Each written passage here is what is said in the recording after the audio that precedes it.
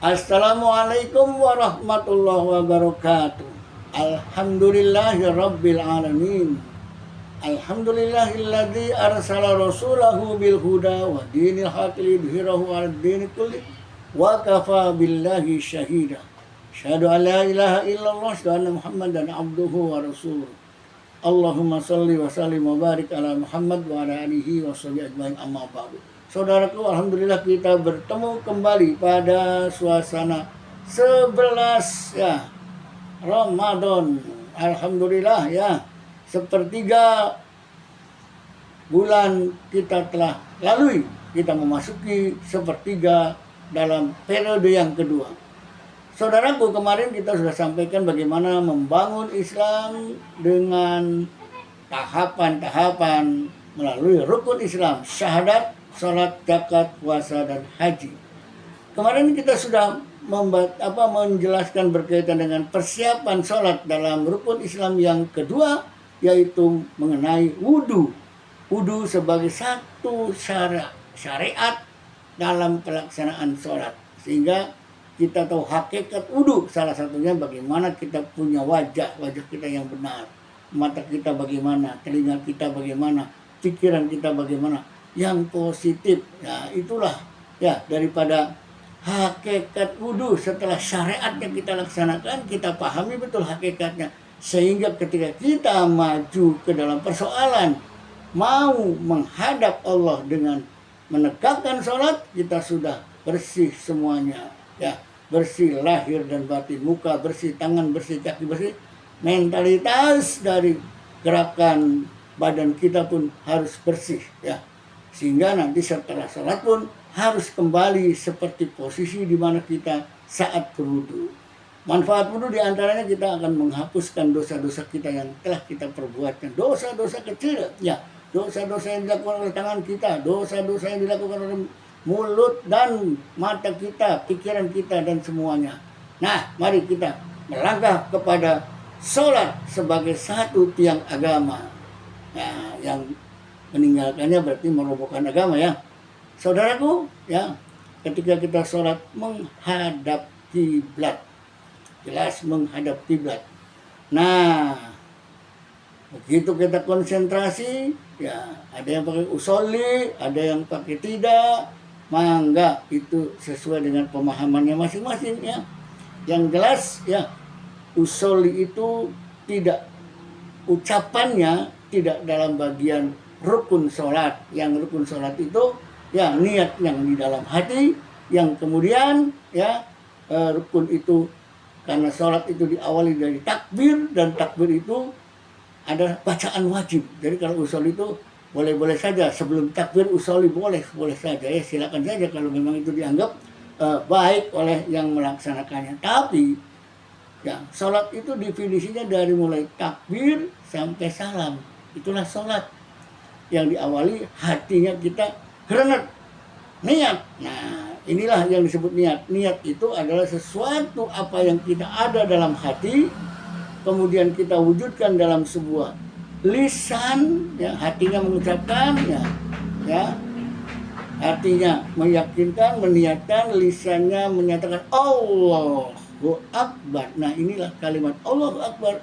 menjadi ruang lingkup masuk dalam rukun sholat, takbiratul ihram. Nah, ketika takbiratul ihram, Allah lah yang besar, yang lain kecil.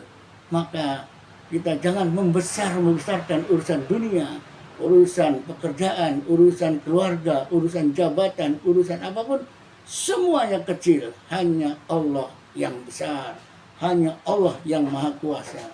Maka ketika kita melakukan pembacaan doa iftitah, ini merupakan memantapkan akidah kita, mewujudkan ya, realisasi daripada akidah ini ya, dikemas dalam sebuah harapan doa, memohon, berkomunikasi dengan Allah.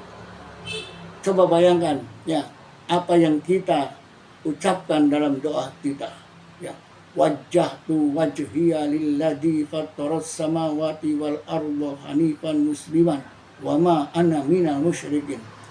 Wajahku aku hadapkan kepada Sang Pencipta seluruh langit dan bumi. Wah, luar biasa. Menghadapkan wajahnya, ya, merunduk, ya, hatinya merunduk, wajahnya menghadapkan hanya Allah yang menciptakan langit dan bumi. Dan menyatakan diri, aku tidak mau menserikatkannya.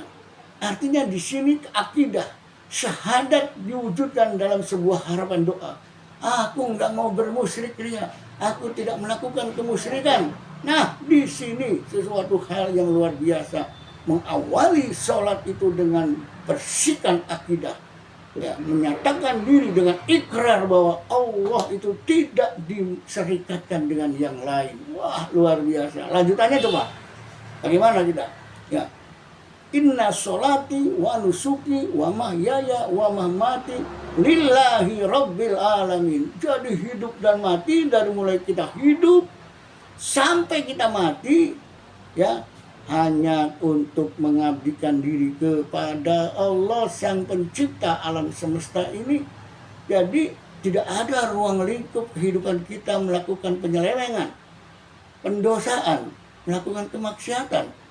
Hidupnya lempeng lillah.